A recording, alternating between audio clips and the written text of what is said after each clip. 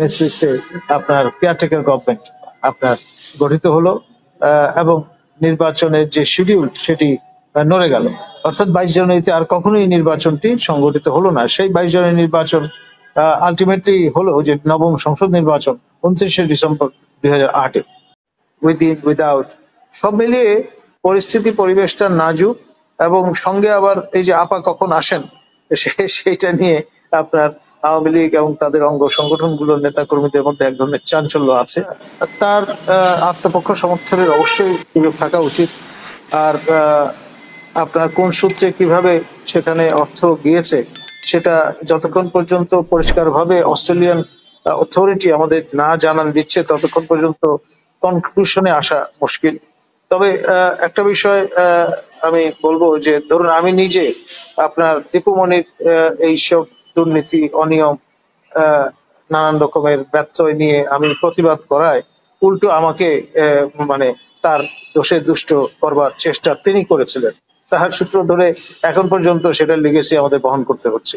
তো সেই জন্যে আপনি কাউকে যদি আপনার তার ইমেজ টার্নিশ করতে চান তাহলে এটা হচ্ছে সবচেয়ে সহজ উপায় আপনার দুর্নীতির অভিযোগ তোলা।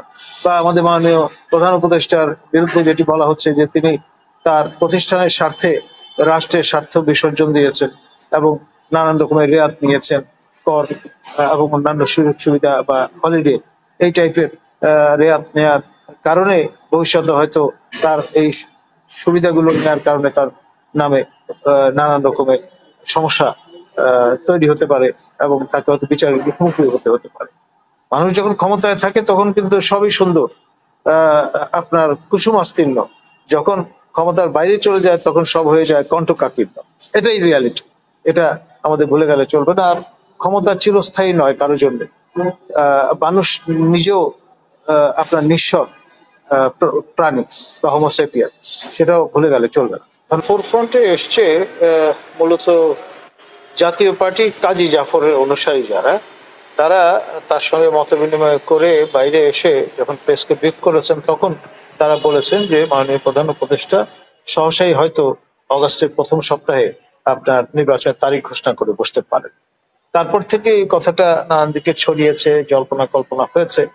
তবে আমি মনে করি যে তিনি যদি তারিখ ঘোষণা করে বসেন অবাক হওয়ার কিছু থাকবে না, কিন্তু তারিখ ঘোষণা করা মানেই নির্বাচন হবে এটা নিশ্চয়তা দেওয়া যায় না।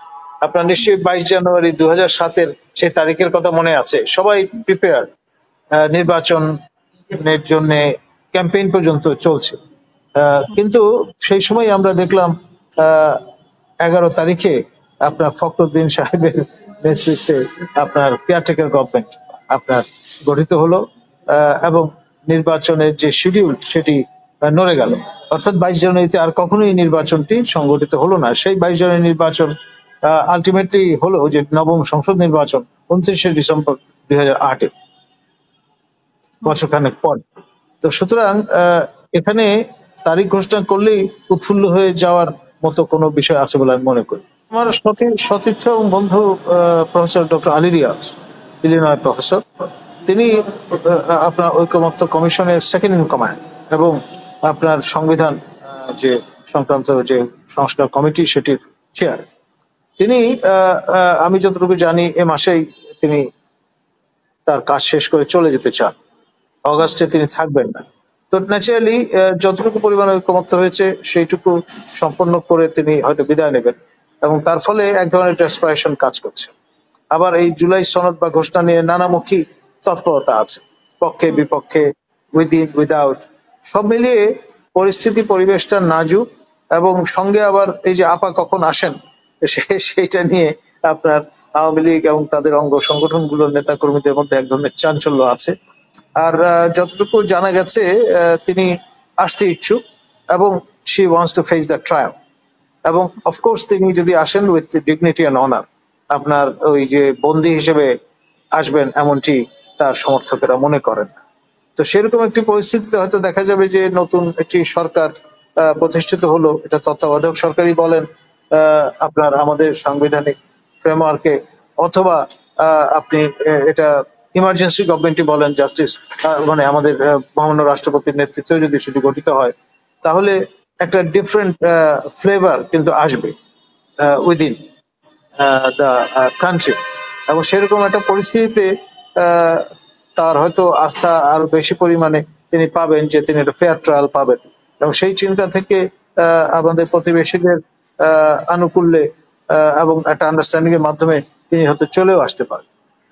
এবং চলে আসলে তার অভিপ্রায় আমি যতটুকু শুনেছি তার নেতাকর্মী সমর্থকদের কাছ থেকে, যে হয়তো তিনি গোপালগঞ্জে তার যে মাতৃভূমি বা পিতৃভূমি বা যেখানটায় তার শেকড় প্রথিত, সেখানে তিনি অবস্থান করবেন।